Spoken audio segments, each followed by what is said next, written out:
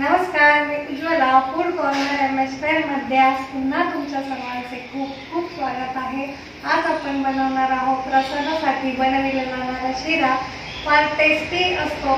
Recipe शेवटपर्यंत बघा, try करा, कशी वाटली मला कमेंट करून नक्की सांगा आणि रेसिपी आवडली असेल तर आपल्या चॅनलला लाईक शेअर आणि सबस्क्राइब करायला अजिबात विसरू नका। धन्यवाद। चला तर मग सुरुवात करूया सत्यनारायणाचा प्रसाद बनवायला। हे सर्व सव्वा मापाने आपल्याला घ्यायचं आहे। तूप, साखर, रवा आहे, केळी, ड्रायफ्रुट्स आहे, दूध घेतलेले आपण आणि वेलची पावडर लागणार आहे आपल्याला। इथे आपण बघू शकता इथे आता पॅन घेतलाय। शक्यतो प्रसादाचा शिरा पितळेच्या भांड्यात करतात, पण मी इथे पॅन वापरला आहे। तूप जेवढं घेतलंय आपण सर्व घालून घेतलंय, फक्त 1 ते 2 चमचे बाकी ठेवले आपण नंतर घालायला। तूप चांगलं कडकडीत तापलं की नंतरच आपल्याला रवा टाकून घ्यायचा आहे त्यामध्ये, म्हणजे रवा छान असा आपला भाजून निघतो। गरम तुपामध्ये रवा भाजायला आपल्याला जास्त वेळ लागत नाही। आता ड्रायफ्रूट टाकले आहेत आपण, ते सुद्धा छान तुपामध्ये आपले फ्राय होऊन निघतील।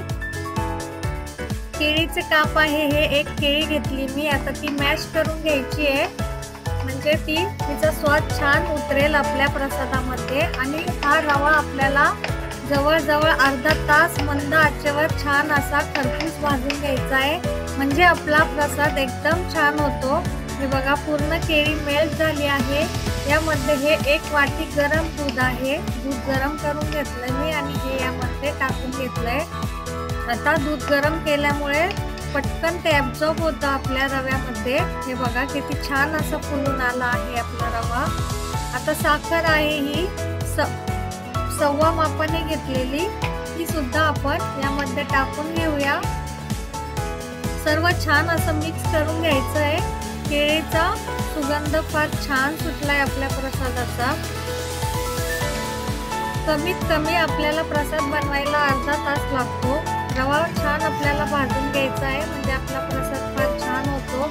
आपल्याला दिसत असेल इथं एकदम मोकळा असा आपला प्रसादाचा शिरा झालेला आहे, सत्यनारायणाचा प्रसाद झालेला आहे। आता इथे वेलची पावडर घेतलेली आहे। वेलची पावडर आपल्याला सर्वात शेवट घालायची आहे, म्हणजे त्याचा छान असा सुगंध सुटतो सगळीकडे। हे बघा किती छान आपला रवा सुद्धा झालेला आहे, एकदम छान आपला प्रसाद तयार झालेला आहे। नक्की ट्राय करा, फार सोपी रेसिपी आहे। कशी वाटली मला कमेंटमध्ये नक्की सांगा आणि रेसिपी आवडली असेल तर आपल्या चॅनलला लाईक शेअर आणि सबस्क्राइब करायला अजिबात विसरू नका। धन्यवाद।